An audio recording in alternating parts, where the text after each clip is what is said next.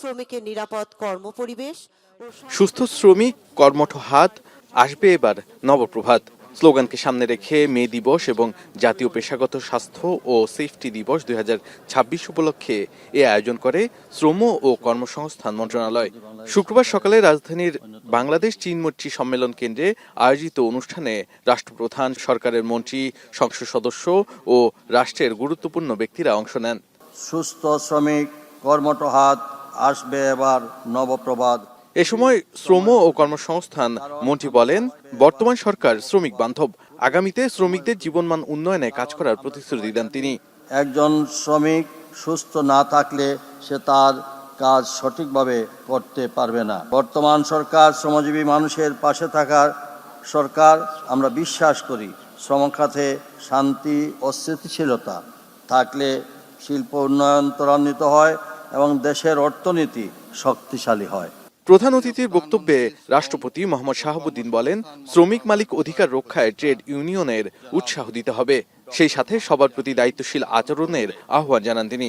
শ্রম খাতে শিল্প সম্পর্ক বজায় রাখা ও শ্রমিক মালিকের অধিকার নিশ্চিত করার লক্ষ্যে ট্রেড ইউনিয়নের কার্যক্রমকে উৎসাহ প্রদান করতে এই সরকার সচেষ্ট। কোনোভাবেই এ অধিকারকে উপেক্ষা করার কোনো সুযোগ নাই।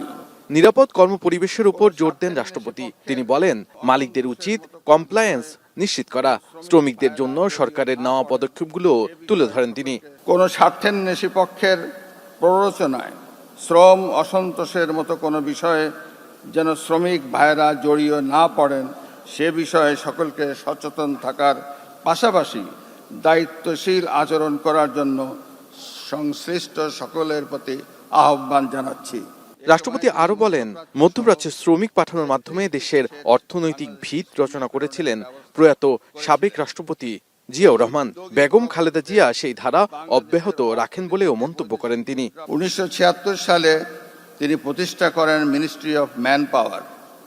এ সময় তিনি মধ্যপ্রাচ্য সহ 33টি দেশের বাংলাদেশি শ্রমিক প্রেরণের ব্যবস্থা করেছিলেন। এই উদ্যোগই পরবর্তীতে বাংলাদেশের অর্থনীতিতে বৈদেশিক মুদ্রা প্রবাহের নতুন যুগের সূচনা করে। আজ যে রেমিটেন্স বাংলাদেশের অর্থনীতির প্রাণশক্তি, তার ভিত্তি স্থাপন করেছিলেন শহীদ প্রেসিডেন্ট জিয়াউর রহমান। মৌসুমী খাতুনের পক্ষে অনুষ্ঠানে মিরপুরের রূপনগরের কেমিক্যাল গোডাউনে অগ্নিকাণ্ডে নিহত 13 শ্রমিকের পরিবারের হাতে আর্থিক সহায়তা তুলে দেন রাষ্ট্রপতি শাহাবুদ্দিন। 2 লক্ষ টাকার চেক গ্রহণ করবেন তার স্ত্রী শাহাদাত অবশ্র এখন ঢাকা।